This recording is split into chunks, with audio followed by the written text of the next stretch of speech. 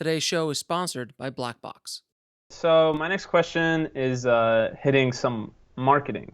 Yes. That was one of the biggest challenges I came across doing my first film. So all these things into marketing, which is branding, design, email marketing, social media marketing, web marketing, SEO, running ads, sales calling, publicity, Oh, yeah. networking with organizations, soliciting distributors, and running all these other promotions. It's Like that's exciting stuff. so exciting. It's a lot of work. Yes, it is. It is. So, basically, my question is, how do you get help on such a unique product? Like it's you can't hire any marketer, and you can't hire any help. Um, so where do you go for that kind of you want to delegate some of those tasks? Well, my friend, that is the question, isn't it? A lot of filmmakers ask me all the time, how do you market your movie? What do you need to do? Um, I'm figuring it out. I've been figuring it out since 2005 when I released my first short film. Hmm. Um, the thing is that you have to educate yourself on every aspect of what you're talking about. All those things you listed off, you Yeah. need to educate yourself on all of it. You might not need to be a master at all of it, but you need to Mhm. educate yourself. Yeah. Before I launched Indie Film Hustle, it took me about a year of reading every book I could, taking every online course I could, listening to every podcast about online marketing, SEO, um, Facebook ads, Google ads, all the things that go into running a blog, as a business, and getting it all out there. And because I put all that work in, when I launched Indie Film Hustle, I exploded out of the gate. Within Hmm. 3 months, I was number one on iTunes. Within a month, I was getting 30 or 40,000 page views. That's unheard of for a brand new film blog. From honestly Yeah. somebody who was I'm literally came from zero. I hadn't been out of the business pretty much for 3 years, so it wasn't like I was building on something I had. I literally came out of nowhere. I was there at the I start. Yeah. you know, I just showed up. Were you have you been listening to me since I opened? Yeah, since well, I caught you on like episode 15 on the That's podcast, and I went okay. back That's and pretty old. That's OG, man. That's OG. yeah. We're closing in on episode 200 now, so I think that's Yeah. pretty OG. So because of all of that work I did, I was able to explode out. The reason why I was able to do that, and the reason why there aren't more film blogs, uh, filmmaking podcasts, filmmaking YouTube channels out there, doing what I'm doing at the level that I'm doing it at right now, is because they don't want to put in the work.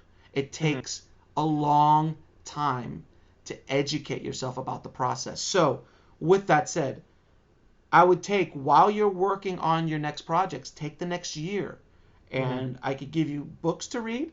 I could give you podcasts to listen to, and go, Hmm. God, just every time you get a chance, read a book, get it on audiobook, listen to it all the time. You will educate yourself on SEO, on audience building, on Okay. not crowd funding, crowdsourcing, Crowds. Yeah. crowdsourcing, crowdfunding as well. There's so many avenues. The same way that there is, when you start as a filmmaker, you need to learn about story, how Hmm. to direct actors, camera, lenses, post production, editing, Hmm. on set protocol, all these massive amounts of things that you need to understand to be a filmmaker at a certain level. You need to take that same mentality and put it towards the marketing and business side of things, Hmm. because that's one thing I can't stand about film schools, that they don't teach this, and they leave the filmmakers left out there to dangle in the wind after they got your 60 70 grand a year or whatever they're charging for film school now. They leave the filmmaker dangling and just like, go be a PA somewhere, go be an intern. I'm like, no, you have not set these guys up That's what properly. happened to me. Right. Exactly.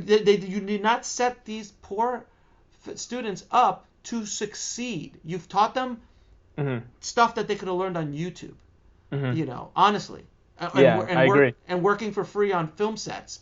You'll pick up more working on a week of working on a movie set Yeah. than you will in a year of working on in film school. You know, it's just the facts. So it really does upset me so much that film schools don't teach filmmakers this more, and it's not part of the psyche. It's not part of that because they're like, oh, I'm just an artist. Yeah, just artist. Just an artist. I don't want to think about that stuff. I'm like, okay, you don't have to, but you're gonna eat ramen for 10 years. And I'm not talking about the cool ramen. I'm talking about the 5-cent ramen. Yeah. So, you know, you've been listening to me for a long time, so you know, I try to be as raw and in your face as humanly possible, but I try to be encouraging. And so I'm like, get off your ass, do this, do this, do this. It is possible, but you're going to have to do a lot of effing work to get it done.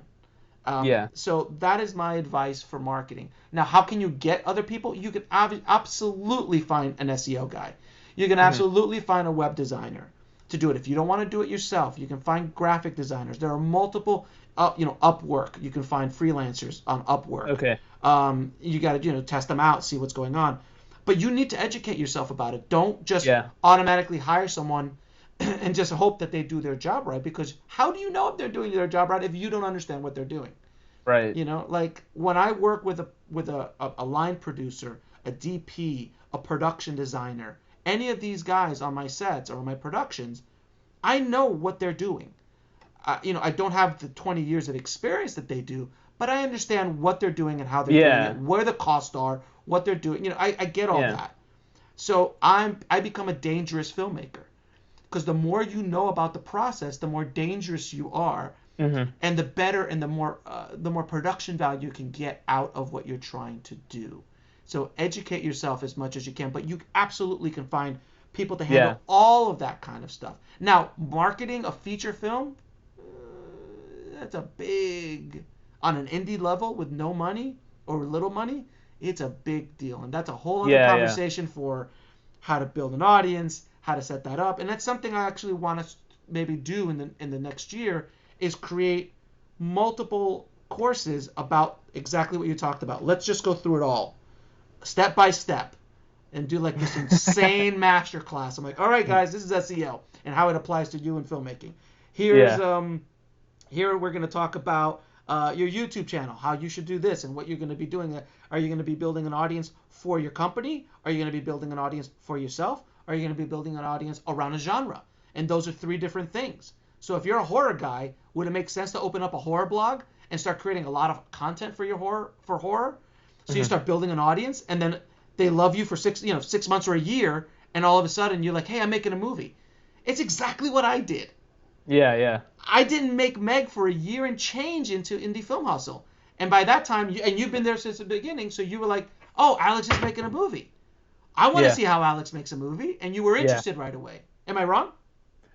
You're right. I was actually making my movie at the same time and like going through the similar phases as you were, so it was really nice. Right, I had a few filmmakers that were doing movies at that time too that I've spoken to. They're like, it was great to just know that I had a brother out there doing the same thing and going through the same pains that I was going through, and we were like, it was almost cathartic listening to your podcast, going through that process. But this is, you're connecting with an audience, and the biggest advice I could give you about audience and marketing is you have to connect with them on a human level. There's a lot of other film blogs out there that will remain nameless that are these, they seem like these big, conglomerates. They don't have a face. They don't have a voice. They don't have someone you can talk to. And that's the one thing I learned from the internet marketing guys, the Tim Ferrisses of the world, the Pat Flynn's of the world, the Gary V's of the world. These guys, whether you like them or not, have a personal contact to their audience. And that is so invaluable when trying to build an audience, create product that helps that audience or entertains that audience, having that personal level. And that is the future of marketing, honestly, because I think unless you've got big money, I mean, Justice League is coming out in a few weeks. I don't know. We'll see. Let's see. We'll see. I'm not a fan. I loved Wonder Woman, not a fan. But they have $250 million to get your asses in the seats. Yeah. You don't have $200 million to do that. Neither do I. So we've got to come up with more strategic ways to get to our audience and keep our budgets low so we can actually make an ROI. So a $50,000 budget on an action movie is awesome. By the way, just out of curiosity, did you have a star of any sort, any face in there, or is it all non? No, it was all normal people. All normal people. Not even actors. So if you would have gotten one actor and paid him $5,000 for the day, I guarantee you would probably had at least twice as much ROI, if not 3 times as much ROI. Mm-hmm. See, that's a simple business decision. Yeah. You know, So I'm not saying Danny's $5,000 a day, but if you bring Danny Trejo in, and you go, Danny, I need you for a day, and we're shooting in LA, and I need you for a day to come in and do this, and I'm going to pay you $5,000. Danny's not $5,000. I'm just saying that. Yeah. All of a sudden, you have a Danny Trejo movie that you can bring him in, and you shoot out a bunch of scenes, and all of a sudden, you've got a much more viable product for the marketplace. And that's what I'm going to go after we get off our call. I'm going to AFM again. And if you haven't been to AFM, you should go to AFM. I'm going to shoot a bunch of footage today, and I'm going to put it out and everything so you guys see what it is. But, man, if you ever can make it a trip to AFM, it's so mind-blowing about what it's like to sell your movie. And I'm going to do a whole podcast on it. But anyway, I'm excited to see it. I wanted to share with you this amazing new service called Black Box. Imagine taking old footage that you've shot in the past and being able to submit them to all the major stock footage firms all with one click. And you can split the commission among multiple crew members or creators. So to sign up for free, just go to blackbox.global.